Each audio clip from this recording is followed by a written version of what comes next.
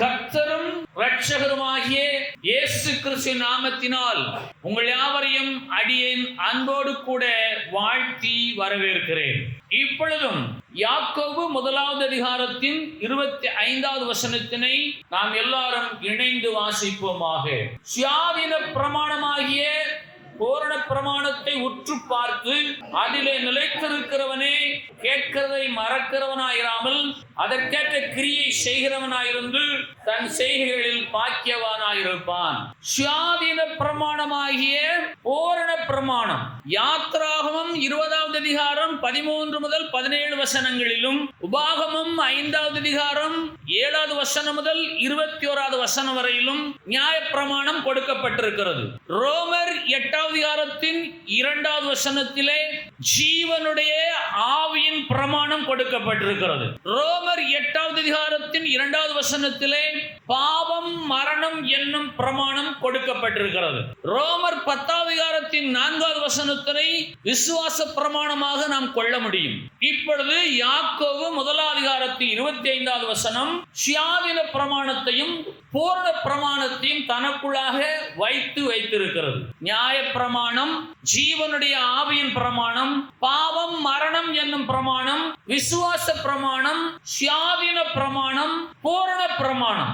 சுயாதீன பிரமாணமாகிய பூரண பிரமாணம் என்பது மோசேயுடைய கருத்திலே கர்த்தர் கொடுத்த நியாய பிரமாணமாகும். அந்த நியாய பிரமாணத்தை உற்று பார்த்து அதிலே நிலைத்திருக்கிறவனே, அதில் சொல்லப்படுகிற கட்டளைகளை கேட்டு அதை மறவாமல் அதற்கேற்ற கிரியையை நடப்பிக்கிறவனே, செய்கிறவனே தன் செய்கைகளினாலே பாக்கியவானாயிருப்பான். சுயாதீன பிரமாணமாகிய நியாய பிரமாணம். நியாய பிரமாணத்தில் சொல்லப்படுகிற 10 கட்டளைகளையும் அவனவன் கட்டாயமாயும் அல்ல, விசனமாயும் அல்ல, அவன் மனதில் நியமித்தபடியே அவன் கடைபிடிப்பானாக. கிறிஸ்தவ மார்க்கமானது ஒரு சுயாதீனமான மார்க்கம். இந்த கிறிஸ்தவ மார்க்கம் யாரையும் கட்டாயப்படுத்தாத ஒரு மார்க்கம். நீங்களாகவே நிலைத்திருந்து அதை மறவாமல் கிரியை நடப்பிப்பீர்களேயானால் உங்கள் செய்கைகளினாலே உங்களுக்கு பாக்கியம் உண்டாகும். வேத வசனத்தின்படி சுயாதீன பிரமாணமாகிய நியாய பிரமாணமானது ஒரு பக்கம் இருந்தாலும் நீங்கள் உங்களுக்குள்ளாகவே சில சுயாதீன பிரமாணத்தை வைத்திருக்கிறீர்கள். மோசேயுடைய கருத்தில் கொடுக்கப்பட்ட நியாய பிரமாணத்தின் முதல் கட்டளை என்ன? என்னையன்றி வேற தேவர்களை உண்டாரிக்கவோ சேவிக்கவோ நமஸ்கரிக்கவோ வேண்டாம் என்ற நியாய பிரமாணமாகிய சுயாதீன பிரமாணம் ஒரு பக்கம் இருந்தாலும் நீங்கள் உங்களுக்குள்ளாகவே சில சுயாதீன பிரமாணத்தை வைத்திருக்கிறீர்கள். அது என்ன என்று கேட்டால், இயேசு என் தெய்வம் தான், ஆனாலும் நான் குறியேற்க போவேன். அது உங்களுடைய சுயாதீன பிரமாணம். சுயாதீன பிரமாணமாகிய பூரண பிரமாணமாக இருக்கிற மோசேயின் கடத்திலே கொடுக்கப்பட்டிருக்கிற நியாய பிரமாணம் ஒரு பக்கம் இருந்தாலும் நீங்கள் உங்கள் சுயாதீன பிரமாணத்தை உடையவர்களாகவும் வாழ்ந்து கொண்டுதான் இருக்கிறீர்கள் என்பதை ஒருவர் மறுக்க முடியாது. வேத வசனங்களை நன்றாக அறிந்திருந்தாலும் அவைகளில் நிலைச்சிராமல் அவைகளை மறந்துவிட்டு அதற்கென்ற கிரியை செய்யாதவனால் பாக்கியத்தை பெற்றுக்கொள்ள முடியாது என்பதே யாக்கோபு 1வது அதிகாரத்தின் 25வது வசனத்தின் எதிர்மறையான கருத்து.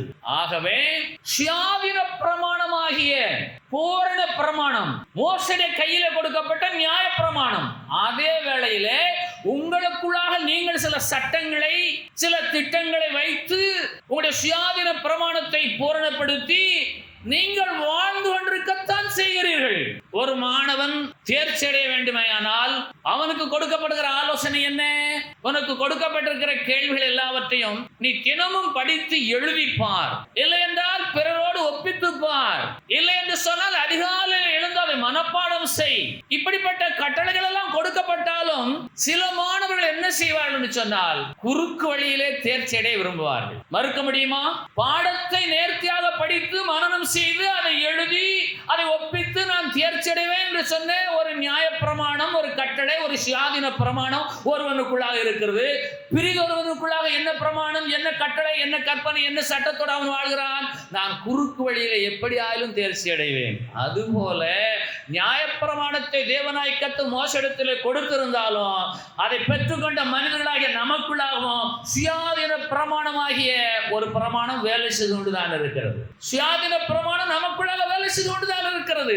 ஆனால் யாக்கோபு 1:25 வசனத்தில் சொல்லப்பட்டிருக்கிறதோ, சுயாதீன பிரமாணமாகிய பூரண பிரமாணத்தை உற்றுப்பார்.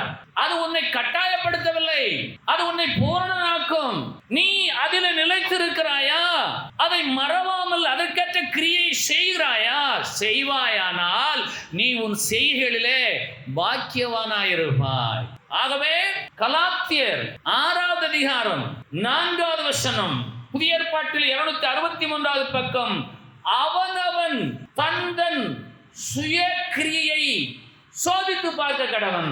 சுயாதீன பிரமாணமாகிய பூரண பிரமாணத்திற்கேற்ற கிரியை செய்கிறீர்களா இல்லையா என்று சொல்லி அவனவன் அவளவள் தன் சுய கிரியையை சோதித்து பார்க்க கடவன்.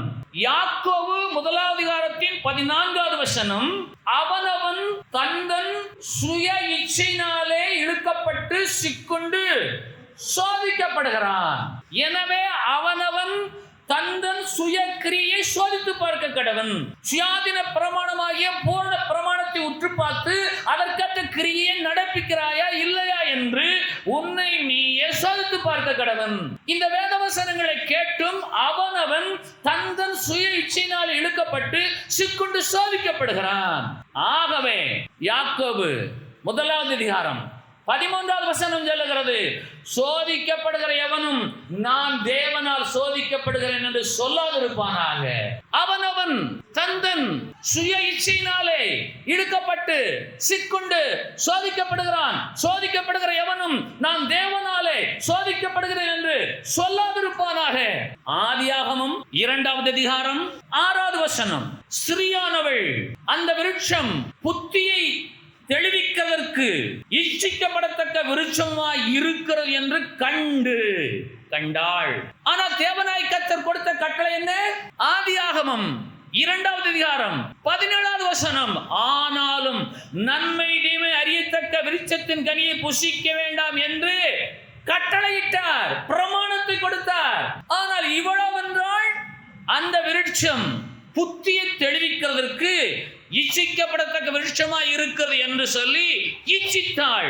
அவள் தன் சுய இச்சையினாலே இழுக்கப்பட்டு சிக்குண்டு சோதிக்கப்பட்டாள். இவன் சொல்ல முடியாது, என் தேவனாகிய கர்த்தர் என்னை சோதித்து விட்டார் என்று சொல்லி. ஏன் என்று கேட்டால், கொடுக்கப்பட்டிருக்கிற கட்டளை பிரமாணம் சுயாதீன நிலையுடைய சுயாதீன பிரமாணமாகிய பூரண பிரமாணம். இவ்வளவென்றால் தன்னுடைய சுயாதீன பிரமாணத்தினாலே சுய இச்சையினாலே இழுக்கப்பட்டவளாய் தேவனாகிய கர்த்தர் கொடுத்த கட்டளைக்கு கீழ்ப்படியாமல் மீறி செயல்பட்டாள். அவளுக்குள்ளாக உண்டானது என்ன? பாவம் உண்டானது. ஆகவே வேதம் சொல்லுகிறது, 1 யோவான் 3:4 புதிய ஏற்பாட்டிலே 327 பக்கம், நியாயப்பிரமாணத்தை மீறுகிறதே பாவம். பாவம் செய்கிறவன் நியாயப்பிரமாணத்தை மீறுகிறான். தேவனாகிய கர்த்தர் கொடுத்த பிரமாணம் சுயாதீன பிரமாணம். தேவனாகிய கர்த்தர் கொடுத்த கட்டளை சுயாதீன கட்டளை. இவர்கள் அந்த கட்டளையை மீறி இவர்களாகவே தங்களுக்குள்ளாக சுயாதீனமாக சில திட்டத்தை, சில கட்டளையை, சில சட்டத்தை ஏற்படுத்தி தேவனாகிய கர்த்தருடைய கட்டளையை பிரமாணத்தை மீறினபடியினாலே சிக்கொண்டு சோதிக்கப்பட்டார்கள் என்று சொன்னால், இந்த நாளிலே எனக்குரிய கருத்து என்ன என்று கேட்டால், வேதம் சொல்லுகிற வேத வசனத்தின்படியே, அந்த கற்பனையின்படியே, அந்த கட்டளையின்படியே, அந்த வாக்கியத்தின்படியே நீங்கள் அதில் நிலைத்திருந்து அதை மறவாமல் அதற்கேற்ற கிரியை செய்வீர்களேயானால் நீங்கள் பாக்கியவான இருப்பீர்கள். மாறாக உங்களுடைய சுய பிரமாணத்திற்கு, சுய சித்தத்திற்கு, சுய திட்டத்திற்கு, சுய கட்டளைக்கு நீங்கள் இடம் கொடுத்து ஒன்றை இச்சித்து அதில் சிக்கிக் கொண்டால் நீங்கள் சொல்ல முடியுமா? சோதிக்கப்படுகிற எவனும் நான் தேவனால் சோதிக்கப்படுகிறேன் என்று சொல்லாதிருப்பானாக. ஆகவே கர்த்தருடைய பிள்ளைகளாகிய நீங்களும் நானும் கையிலே கொடுக்கப்பட்டிருக்கிற வேதாகமத்தின் வசனத்தின்படியாய் நான் என்ன நிலையில இருக்கிறேன், என்னை நானே சோதித்து பார்க்கிறேன். சுயாதீன பிரமாணமாகிய பூரண பிரமாணத்தின் வசனங்களுக்கு என்னை நானே ஒப்புக் கொடுக்கிறேனா, அதில் நிலைக்கிறேனா, அதை மறவாமல் அதன்படியாய் நான் வாழ்கிறேனா இல்லை என்று சொன்னால் அவைகளை ஒதுக்கிவிட்டு என் சுயாதீனமாகிய என் சொந்த சித்தத்திற்கு, சுய இச்சைக்கு, சுய திட்டத்திற்கு என்னை நானே ஒப்புக் கொடுத்திருக்கிறேனா என்ற கேள்விக்கு நீங்களே பதில் சொல்ல வேண்டும். ஆகவே கலாத்தியர் 6:4 சொல்லுகிறது, அவனவன் தன் சுய கிரியை சோதித்து பார்க்க கடவன். யாக்கோபு 1:14 சொல்லுகிறது, அவனவன் தன் சுய இச்சையினால் இழுக்கப்பட்டு சிக்குண்டு சோதிக்கப்படுகிறான். யாக்கோபு 1:13 சொல்லுகிறது, சோதிக்கப்படுகிற எவனும் நான் தேவனால் சோதிக்கப்படுகிறேன் என்று சொல்லாதிருப்பானாக. சோதனை வரும் பொழுது அது எப்படிப்பட்ட சோதனை என்பதை பகுத்தறிய வேண்டும். நமக்கு சோதனை உண்டாகிறது. அந்த சோதனை எப்படி உண்டானது? ஆதியாகமம் 22வது அதிகாரம் 1வது வசனம் சொல்லுகிறது, தேவன் ஆபிரகாமை சோதித்தார். எபிரேயர் 11:17 சொல்லுகிறது, மேலும் விசுவாசத்தினாலே ஆபிரகாம் தான் சோதிக்கப்பட்ட போது ஈசாக்கை பலியாக ஒப்புக் கொடுத்தார் என்று சொல். யாக்கோபு 1வது அதிகாரத்தின் 13வது வசனம், சோதிக்கப்படுகிற எவனோ நான் தேவனால் சோதிக்கப்படேன் என்று சொல்லாதிருப்பாக என்று. ஆனால் ஆதியாகமம் 22 அதிகாரத்தின் 1 வசனம் சொல்லுகிறது, ஆபிரகாம் தேவனால் சோதிக்கப்பட்டார் என்று சொல்லி. அவனவன் தன் ஆசை இச்சையினால் இழுக்கப்பட்டு சிக்குண்டு சோதிக்கப்படுகிறான். அது மாமிச சோதனை. ஆபிரகாமுக்கு உண்டான சோதனை ஆவிக்குரிய சோதனை. ஒன்று மாமிச சோதனை, மற்றொன்று ஆவிக்குரிய சோதனை. இந்த ஆவிக்குரிய சோதனையிலே விசுவாசம் வளரும். மாமிசத்தினால் வரக்கூடிய சோதனையிலே வேதனைகள் பெருகும். விசுவாச வாழ்விட்டு விலகிச் செல்வோம். ஆகவே சொல்லப்படுகிற வாக்கியம் என்ன? அவள் சிறியானவள், அந்த விருட்சம் புத்தியை தெளிவிப்பதற்கு இச்சிக்கப்படத்தக்க விருட்சமாய் இருக்கிறது என்று கண்டாள் என்று சொன்னால் அது அவருடைய சுய பிரமாணத்தின் அடிப்படையில் உண்டான வீழ்ச்சி. ஆனால் தேவனாய் கர்த்தர் ஆபிரகாமை சோதித்தார் என்று வேதம் சொல்லுகிறது. அதே வேளையில் யாக்கோபு 1:13 சொல்லுகிறது, சோதிக்கப்படுகிற எவனும் நாம் தேவனால் சோதிக்கப்படுகிறேன் என்று சொல்லாதிருப்பானா என்று சொல்லுகிறது. என்று சொன்னால் வேதாகமம் எதிர்மறையானதா, முரண்பாடான கருத்துக்களை கொண்டதா என்று சொன்னால், நம் வாயினாலே மாம்சத்தினாலே உண்டாகக்கூடிய சோதனைகளினாலே பாவம் உண்டாகும். ஆவிக்குரிய சோதனையினாலே ஆசீர்வாதம் உண்டாகும். அவனவன் தந்தன் சுய இச்சையினாலே இழுக்கப்பட்டு சிக்குண்டு சோதிக்கப்படுகிறான். இப்படிப்பட்டவன் நான் தேவனால் சோதிக்கப்படுகிறேன் என்று சொல்லாதிருப்பானாக. இதை புசித்தால் உங்கள் உடலுக்கு நல்லது, இதை தவிர்த்தால் உங்கள் உடலுக்கு நல்லது என்று சொல்லியும், இதை புசிக்க வேண்டாம் என்று சொன்னதை புசித்தால் இன்றைக்கும் நம்முடைய சரீரத்திலே வேதனை, வியாதி சம்பவிக்கத்தான் செய்யும். ஒரு நாளிலே நாம் பேசின பேச்சுக்கள், நம் வாயிலிருந்து வெளியே சென்ற வார்த்தைகள், ஆகவே வாயினாலே, வார்த்தையினாலே, நாவினாலே உண்டான செயல்கள் நிமித்தமாய் அவைகளுக்கு தேவனாய் கர்த்தர் பொறுப்பல்ல. ஆகவே அவனவன் தந்தன் சுய இச்சையினாலே இழுக்கப்பட்டு சிக்குண்டு சோதிக்கப்படுகிறான். ஆபிரகாமோ தேவனாகிய கர்த்தராலே சோதிக்கப்பட்டார் என்று சொன்னால் ஆபிரகாமுக்கு உண்டான வேதனை, சஞ்சலம், வருத்தம், துன்பம் யாருக்கும் தெரியாது. ரகசியம் என்ன? உங்களுடைய கிறிஸ்தவ வாழ்விலே ஆவிக்கிற சோதனைகள் வரும்போது நீங்கள் அதில் நிலைத்திருந்து அதை மறவாமல் தேவனாகிய கர்த்தர் என்று வேறு ஒருவரை நான் சேவிக்க மாட்டேன் என்று சொல்லி அவரையே நாடுகிறீர்களோ, இல்லை என்று சொன்னால் உங்களுக்கு உண்டாயிருக்கிற நெருக்கத்திலே ஜோசிய புஸ்தகத்தை எடுத்து குறியேற்க போகிறீர்களோ. சுயாதீன பிரமாணமாகிய பூரண பிரமாணத்தை கர்த்தர் கொடுத்திருக்கிறார். அந்த பிரமாணத்தை ஒதுக்கிவிட்டு உங்களுடைய சுயாதீன பிரமாணமாகிய உங்கள் சொந்த இச்சைக்கு நீங்கள் பிரயாணப்பட்டீர்கள் என்றால் இந்த பூமியிலே பாக்கியவானாய் வாழ்வதற்கு வாய்ப்பே இல்லை. தேவனாகிய கர்த்தர் ஆபிரகாமை சோதித்தார். ஆனால் ஆபிரகாம் என்ன செய்தார்? யாரோடும் பகிர்ந்து கொள்ளவில்லை, மனைவிடத்திலே சொல்லவில்லை, வேலையாட்களிடத்திலே சொல்லவில்லை, மகனிடத்திலே சொல்லவில்லை. அவர் தேவனாகிய கர்த்தர் சொன்ன கட்டளைக்கு அப்படியே கீழ்ப்படிந்தார். அது அவருக்கு சோதனையாக காணப்பட்டாலும் 3 நாட்களுக்கு பின்பாக ஆபிரகாமை பார்த்து குமாரனாகிய ஈசாக்கு கேட்கிறார். ஆதியாகமம் 22 அதிகாரத்தின் 8வது வசனத்திலே ஆபிரகாம் சொல்லக்கூடிய பதில் என்ன? 7வது வசனத்திலே மகன் கேட்கிறார், நெருப்பு இருக்கிறது, விறகு இருக்கிறது, பலிக்கு ஆடு எங்கே? ஈசாக்கு கேட்கிறார். அதற்கு ஆபிரகாம் சொன்ன பதில் என்ன தெரியுமா? ஆதியாகமம் 22 அதிகாரத்தின் 8வது வசனம், என் மகனே தேவன் பார்த்துக் கொள்வார் என்றார். சாரம் என்ன? உங்களுடைய சொந்த வாழ்க்கையில சுயாதீன பிரமாணமாகிய பூரண பிரமாணமாகிய மோசையின் கரத்தில் கொடுத்திருக்க 10 கட்டளைகள் இருக்கிறது, உங்களுடைய உள்ளத்தில் இருக்கிறது. பிரதானமான கட்டளை என்ன? என் தேவனாகிய கர்த்தரை அன்றி ஒருவரை நான் சேவிக்க மாட்டேன், பணிந்து கொள்ள மாட்டேன். ஆபிரகாமுடைய இதயத்தில் இருந்த சஞ்சலம், கஷ்டங்கள், வேதனைகள், தாங்க முடியாத பாரங்கள் எல்லாம் இருந்தாலும் தன் சொந்த குமாரனே கேட்கிறார், தகப்பனே விறகு இருக்கிறது, நெருப்பு இருக்கிறது, பலிக்கு ஆடு எங்கே என்று கேட்டால் அதற்கு ஆபிரகாம் சொன்ன பதில் என்ன தெரியுமா? தேவன் பார்த்துக் கொள்வார். தேவன் பார்த்து கொண்டார். ஆகவே 1 கொரிந்தியர் 10:13 சொல்லுகிறது, திராணிக்கு மேலாக சோதிக்கப்படுவதற்கு இடம் கொடாமல் தப்பிக்கொள்ளும்படியான போக்கை அவர் உங்களுக்கு உண்டாக்குகிறவராய் இருக்கிறார்.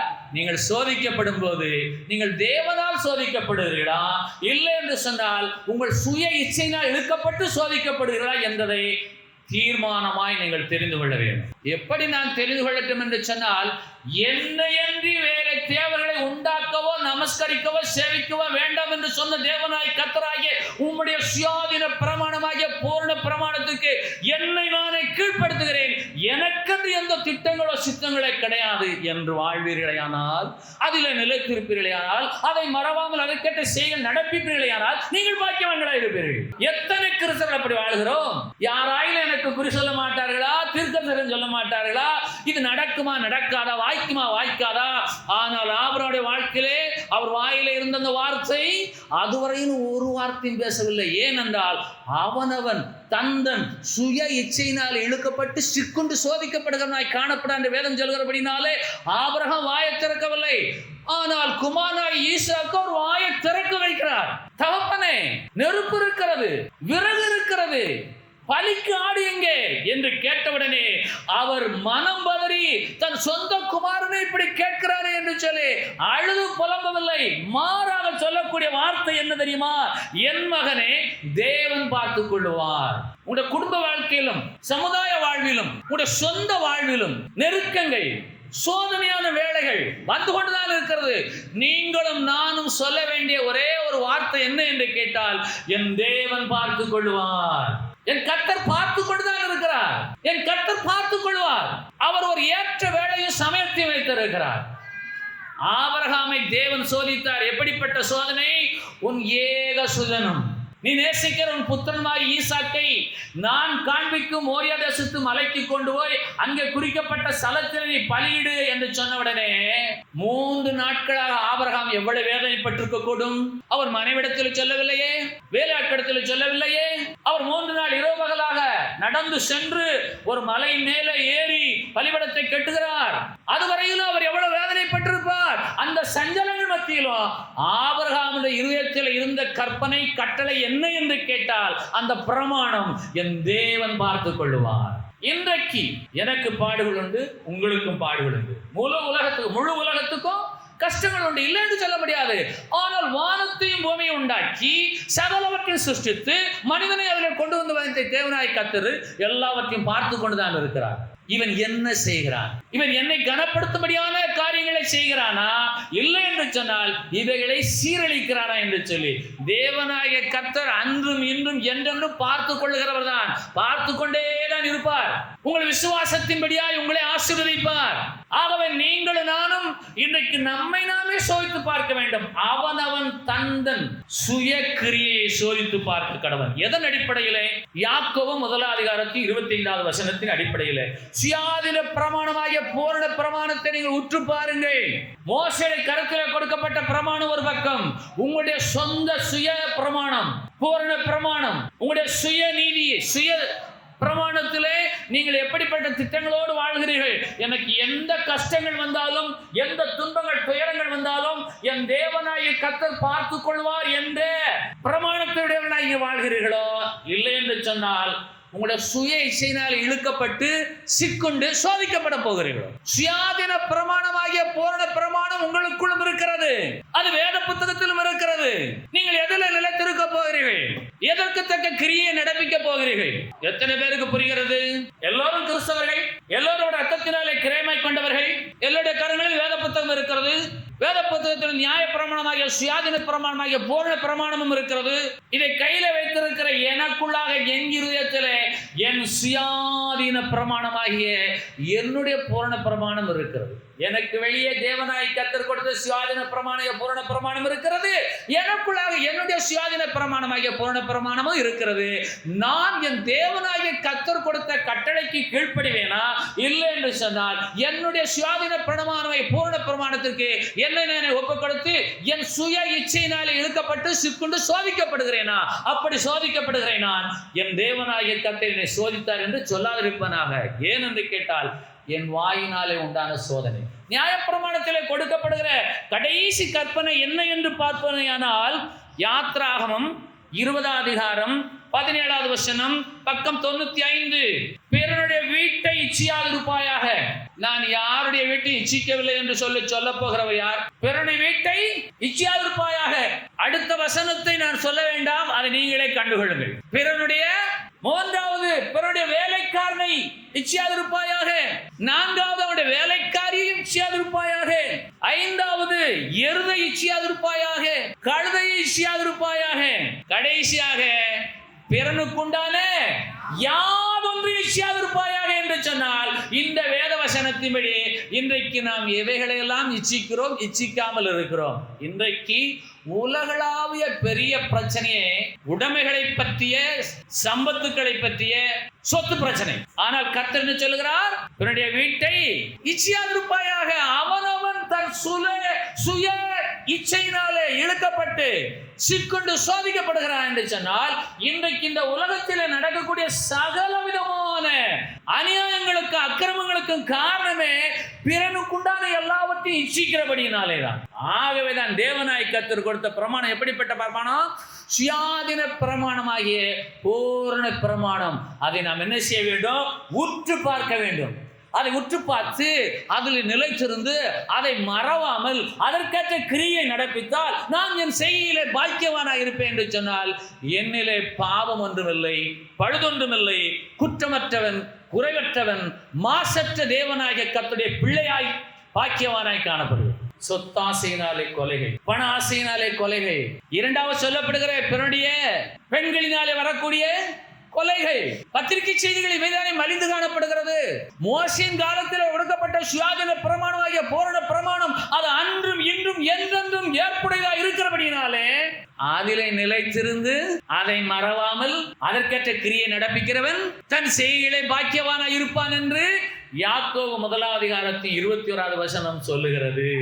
ஆனபடியினாலே இன்றைக்கு நான் என்ன செய்யட்டும் என்று நீங்கள் கேட்டால் நீங்கள் எதை குறித்தும் கவலைப்படாமல், எதற்கும் ஆசைப்படாமல், எதையும் இச்சிக்காமல், எல்லா தேவைகளுக்காகவும் என் தேவன் பார்த்துக் கொள்வார் என்று சொல்ல தகுதியுடையவராய் காணப்படுவீர்களானால் நீங்கள் பாக்கியவான்களாய் இருப்பது. குறுக்கு வழிகளிலே ஏவுதல், மாந்திரீகம், மை வைத்தல், பில்லி சூனியங்கள், அடியாட்களை வைத்து கொலை செய்தல், மிரட்டுதல் எல்லாம் பூமியில மலிந்து காணப்படுகிறது. அவனவன் தன் சுய இச்சையினால் இழுக்கப்பட்டு சிக்கிட்டு சோதிக்கப்படுகிறான். நீங்களும் வந்தால் உங்களுக்கு வரக்கூடிய சோதனைகள் எல்லாவற்றிலும் சொல்லுங்கள், இவைகளுக்கு பின்பு தேவனாகிய கர்த்தர் ஆபிரகாமை சோதித்தார்.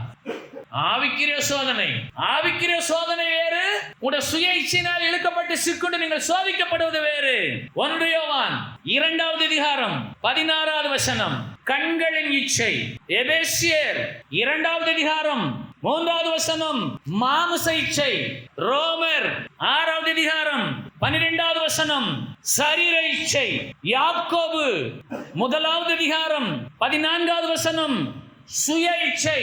ரோமர் 13:14 துரிச்சை. எபேசியர் 4:22 மோசம் போக்கும் இச்சை. 2 தீமோத்தேயு 2வது அதிகாரம் 26வது வசனம் பிசாசானுடைய இச்சை. இந்த இச்சைகள் எல்லாம் தேவனாகிய கர்த்தருடைய பிள்ளையாய் நீங்கள் இருப்பதற்கு தடையாய் வரக்கூடிய இச்சைகள். ஆகவே கண்களின் இச்சை, மாம்சத்தின் இச்சை, சரீர இச்சை, சுய இச்சை இவைகளுக்கு நீங்களாக வேண்டுமேயானால் நீங்கள் எதை கண்டாலும் என் தேவன் பார்த்துக் கொள்வார். இன்றைக்கு உடன் பிறந்த சகோதரனே ஒரு உயர்ந்த இடத்தில் இருக்கையிலே அதை கண்டு இச்சிக்காமல் இருக்க முடியுமா? நீங்கள் உங்கள் ஆசை இச்சையினால் இழுக்கப்பட்டு சோதிக்கப்படுவீர்கள். ஏன் நீங்கள் மாம்சத்தில் வாழ்கிறீர்கள்? நானும் மாம்சத்தை உடையவனாய் இருக்கிறேன். என் சரீர இச்சை, என் கண்கள் இச்சை, என் மாம்ச இச்சை, என் சுய இச்சை எல்லாமே துரிச்சையாய் மாறி போக அநேக வாய்ப்புகள் உண்டு. நானோ வென்றால் கிறிஸ்துவினுடையவர்கள் தங்கள் மாம்சத்தையும் அதன் ஆசை இச்சைகளையும் சிலுவையில் அடைந்திருக்கிறார்கள். சிலுவை என்று சொன்னால் தேவ சித்தம். கர்த்தராகிய இயேசு கிறிஸ்து வானத்தின் கீழே பூமியின் மேலே சிலுவையிலே தான் தன் ஜீவனை கொடுக்க வேண்டும் என்பது பிதாவாகிய தேவனுடைய சித்தமாக இருந்ததை போல நீங்கள் உங்களுடைய ஆசை இச்சையினால் இழுக்கப்பட்டு சிக்குண்டு சோதிக்கப்படும் போது கிறிஸ்துவினுடையவர்களாய் மாறுவதற்கு ஒரே வழி தேவ சித்தத்திற்கு அந்த ஆசை ஒப்புக் கொடுப்பீர்களே. ஆனால் யாரெல்லாம் தேவ சித்தத்திற்கு ஒப்புக் கொடுக்கிறோம்? கண்களின் இச்சை, மாம்சத்தின் இச்சை, சுய இச்சை, சரீர இச்சை, இவைகள் உங்களை இழுக்கும். நீங்கள் சோதிக்கப்படுவீர்கள். அதிலிருந்து தப்பிக்கொள்ள வழி என்று என்ன என்று கேட்டால், நீங்கள் கிறிஸ்தவர்களாக இருந்தால் அதில் சிக்கிக் கொள்வீர்கள். நீங்கள் கிறிஸ்துவனுடையவர்களாக இருந்தால் தேவ சித்தத்துக்கு ஒப்புக் கொடுப்பீர்கள். கிறிஸ்தவர்கள் சிக்கிக் கொள்வார்கள், கிறிஸ்துவனுடையவர்கள் தப்பிக்கொள்வார்கள். எப்படி என்று கேட்டால், என் தேவன் பார்த்துக் கொள்வார். இதே தேவாதி தேவனுடைய பிள்ளைகளுக்கு வரக்கூடிய ஆவிக்குரிய சோதனை உங்கள் கண்களில் காண்பீர்கள். கண்களை மூடிக்கொள்ள முடியுமா? அதை குறித்த ஆசை உண்டாகும், இச்சிக்கத்தான் சொல்லும். இது நலமா இருக்கும் என்று சரீரம் சொல்லும். கிறிஸ்தவர்கள் அதை விழுந்து போவார்கள். ஆனால் கிறிஸ்துவனுடையவர்கள் அந்த ஆசை இச்சையை, மாமிசத்தையும் அதன் ஆசை இச்சைகளையும் சிலுவையிலே அறைந்திருக்கிறார்கள். கலாத்தியர் 5வது அதிகாரம் 24வது வசனம். ஆகவே அவனவன் தந்தன் சுய இச்சையினாலே இழுக்கப்பட்டு சிக்குண்டு சோதிக்கப்படுவது உண்மை. அவனவன் தேவனாகிய கர்த்தராலே சோதிக்கப்படுவது உண்மை. நீங்கள் சுய இச்சையினாலே இழுக்கப்பட்டு சிக்குண்டு சோதிக்கப்படும் போது கிறிஸ்துவினுடையவர்களாய் மாறி தேவ சித்தத்திற்கு ஒப்புக் கொடுத்து என் தேவன் பார்த்துக்கொள்ள என்று சொல்லுவீர்களேயானால் நீங்கள் இந்த பூமியிலே பாக்கியவான்களாய் இருப்பீர்கள். இதை பிரசங்கிப்பது மிகவும் எளிது. நீங்கள் என்னுடைய கரத்திலே கொண்டு வந்து உங்களுடைய 50 லட்சம் ரூபாயை கொடுத்து என்னை சோதித்து பார்ப்பீர்களே, ஆனால் இதை தேவன் பார்த்துக் கொள்வார் என்று நான் சொல்லுவேனே, ஆனால் நான் பாக்கியவானாக இருப்பேன். இல்லை என்று சொன்னால் உங்களை அடியாட்களை வைத்து கொலை செய்து 50 லட்சத்தை அபகரிக்கிறவர் இந்த பூமியில் இருக்கத்தானே செய்கிறார். அவனவன் தன் சுய இச்சையினால் இழுக்கப்பட்டு சிக்குண்டு சோதிக்கப்படுகிறானே. கண்களின் இச்சை, மாம்ச இச்சை, சரீர இச்சை, சுய இச்சை, துரி இச்சை, மோசம் போக்கு இச்சை, பிசாசானவனுடைய இச்சை. பிசாசானவன் யாரோ கிடையாது, நல்லா தெரிஞ்சுக்கோங்க. யாரெல்லாம் இந்த இச்சையில சிக்கிறாங்களோ அவங்க பிசாசின் இச்சைக்கு போயிடுவாங்க. பார்க்க நல்லா நீட்டா தெரியும், நல்ல நம்பர் 1 கிறிஸ்தவங்களா இருப்பாங்க. ஆனா அவங்க கிறிஸ்துவனுடையவர்களாய் மாற வேண்டும். கிறிஸ்துவனுடையவர்களாய் மாறும் பொழுது என் தேவன் பார்த்துக் கொள்வார் என்று அவர் சொல்ல முடியும். ஆகவே கண்களினால் காண்கிற ஒரு அற்புதமான குமாரன், 12 வயது மகன் ஈசாக்கு, முதிர்ந்த வயதிலே பெற்றெடுத்த குமாரன். ஆவிக்குரிய சோதனை அல்லவா? ஆபிரகாமை தேவன் சோதித்தார் என்று சொன்னால் எதிலே சோதித்தார்? ஆவியிலே சோதித்தார். தேவனாகிய கர்த்தர் கொடுத்த ஆவிக்குரிய மகனாகிய இவனை நான் இழக்கப் போகிறேன் என்று சொல்லி ஆவியிலே கலங்கின ஆபிரகாம் யாரோடு ஒரு வார்த்தையும் பேசாமல் தேவனாகிய கர்த்தர் என்று ஒருவரையும் பணிந்து கொள்ளாமல் என் தேவனாகிய கர்த்தர் உம்முடைய சித்தத்திற்கு என்னை ஒப்புக் கொடுக்கிறேன் ஏன் என்று கேட்டால், நான் உம்முடையவன், நீர் என்னுடையவர். கிறிஸ்தவர்கள் திரளாக இருக்கிறார்கள். கிறிஸ்துவனுடையவர்கள் எத்தனை பேர் இருக்கிறார்கள்? இந்த வார்த்தை சொல்லுகிற நான் எப்படிப்பட்டவன் என்று சொல்லி இன்றைய தினத்திலே ஜீவ புஸ்தகத்திலே தேவனாய் கர்த்தர் எழுதுகிறார். நான் கிறிஸ்தவனா, கிறிஸ்துவனுடையவனா? கலாத்தியர் 5:24 முன்பாக என்னை நானே நிறுத்தி கிறிஸ்துவனுடையவனாயிருந்தால் நான் சுய இச்சையினால் இழுக்கப்பட்டு சிக்குண்டு சோதிக்கப்படாமல் என் தேவனாகிய கர்த்தருடைய சித்தம் என்னிலே நிறைவேறட்டும், இதையும் என் தேவன் பார்த்துக் கொள்வார் என்று நான் சொல்ல முடியும். இன்றைக்கு உலகத்தில் நடக்கக்கூடிய கொலைகள், களவுகள், வீண் செயல்களால் எதனால நடக்கிறது என்று சொன்னால், நியாயப்பிரமாணம் மோசேயுடைய கரத்தில் கொடுக்கப்பட்டதே அது சுயாதீன பிரமாணமாகிய பூரண பிரமாணம். நீங்கள் சுயாதீனமாய் வாழ்ந்து அதை பூரணப்படுத்த முடியும். அதான் சுயாதீன பிரமாணமாகிய பூரண பிரமாணம். அதே சுயாதீன பிரமாணமாகிய ஒரு பூரண பிரமாணம் உங்களுக்குள்ளாகவும் இருக்கத்தான் செய்கிறது. அது கண்களின் இச்சை, மாம்ச இச்சை, சரீர இச்சை, சுய இச்சை, துணிச்சை, மோசம்போக்கு இச்சையாக உருமாறி பிசாசுடைய இச்சைக்கு உங்களை ஒப்புக் கொடுக்கிறபடியினாலே நீங்கள் கிறிஸ்துவனுடையவர்களாய் மாறி உங்களுடைய மாம்சத்தில் வரக்கூடிய ஆசை இச்சைகளை சிலுவையிலே அறைந்து விடுங்கள். தேவனாகிய கர்த்தர் உங்களை பார்த்துக் கொள்வார். யோபு 23வது அதிகாரம் 10வது வசனம், பக்கம் 653 பழைய ஏற்பாட்டிலே. அவர் என்னை சோதித்த பின்பு நான் பொன்னாக விளங்குவேன். எத்தனை பேர் சொல்ல முடியும்? அவர் என்னை சோதித்த பின்பு, அவர் என்னை சோதித்த பின்பு மண்ணாக விளங்குவேனா?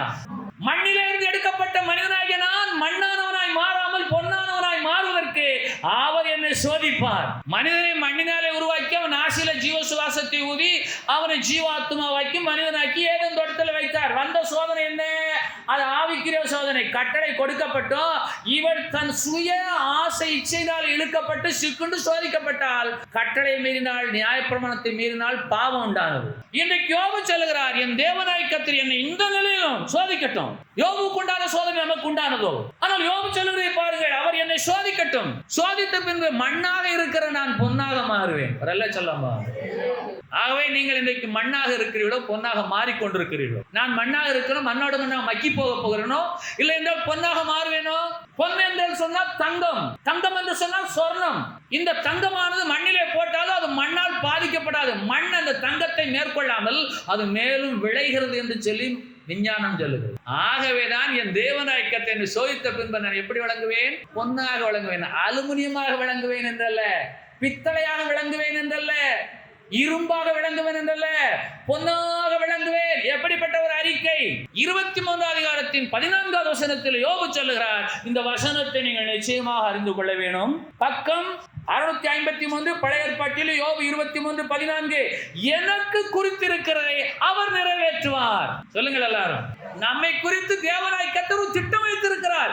எனக்கு குறித்திருக்கிறதை அவர் நிறைவேற்றுவார். வயோதிகமாகிக் கொண்டிருக்கிறது, வியாதியும் பெறுகிறது, மருந்து மாத்திரைகளும் பெறுகிறது, நான் அவைகளை உட்கொள்கிறேன், என் வியாதி நீடிக்கிறது, மரணம் எப்போது சம்பவிக்கும் என்று சொன்னால் எனக்கு குறித்திருக்கிறதை அவர் நிறைவேற்றுவார். அவர் பார்த்துக் கொள்வார். நான் என் சுய இச்சையினால் இழுக்கப்பட்டு சிக்குண்டு சோதிக்கப்பட மாட்டேன். என் தேவனாகிய கர்த்தர் இன்னும் கொடிய வியாதி எனக்குள்ளாக அனுமதித்தாலும், எனக்கு பலவீனம் உண்டானாலும், என் கர்த்தர் என்னை பார்த்துக் கொள்வார்.